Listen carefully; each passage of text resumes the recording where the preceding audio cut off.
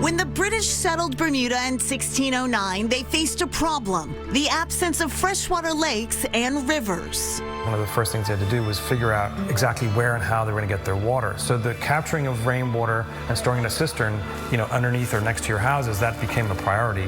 Today's Bermudian houses still collect water via these stepped roofs and underground cisterns. We're a fairly sophisticated jurisdiction, but we have these very traditional elements in terms of our architecture.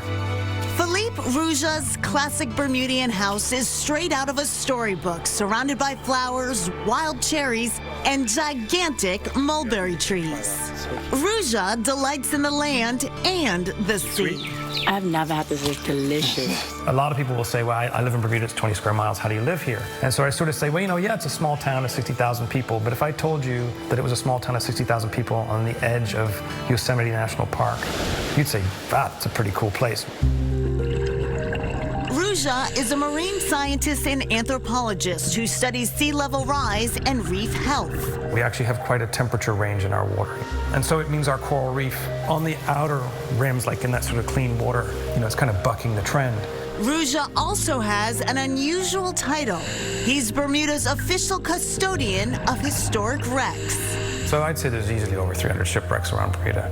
Well, there's over 230 that we have cataloged. Snake Pit has 3 small shipwrecks around it.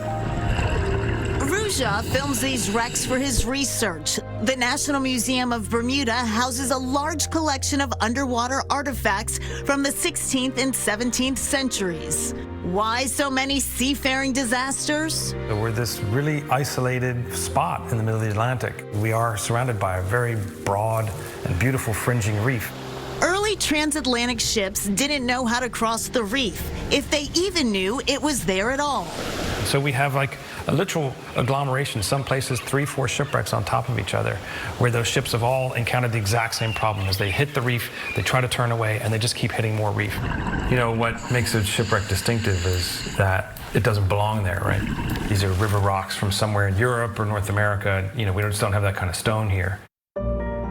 Shipwrecks were the foundation of Bermuda's initial reputation as the Isle of Devils, says Rouge. In the 1960s, the myth of the Bermuda Triangle took off after a few planes and ships disappeared in the area. Rouge says the myth also likely served as a cover for U.S. military activity. Where they were flying experimental planes, and they were testing new methods of sort of detecting Russian submarines. We're using a massive hydrophone setup that could literally hear things happening throughout the Atlantic basin. So Bermuda was a critical piece of that sort of Cold War sort of listening apparatus. Occasionally, shipwreck discoveries manage to unearth something whimsical. This is the shipwreck perfume, the Mary Celestia. This is the original, and this is the recreation. And it's the most wonderful, coolest fragrance I've ever had the chance to work on. In 2011, Rouge and his team discovered the Mary Celestia. It sank off Bermuda's coast in 1864, just after departing for North Carolina. Some supplies on board were found intact. Mary Celestia is right there.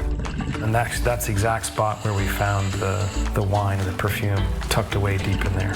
Rouge brought the fragrance to master perfumer Isabel Ramsey Brackstone of Lily Bermuda, a perfumery in St. George since 1928. It was really fascinating opening a bottle of perfume that had been under the sea for 150 years. It was very pungent. So what did it smell like? It smelled awful.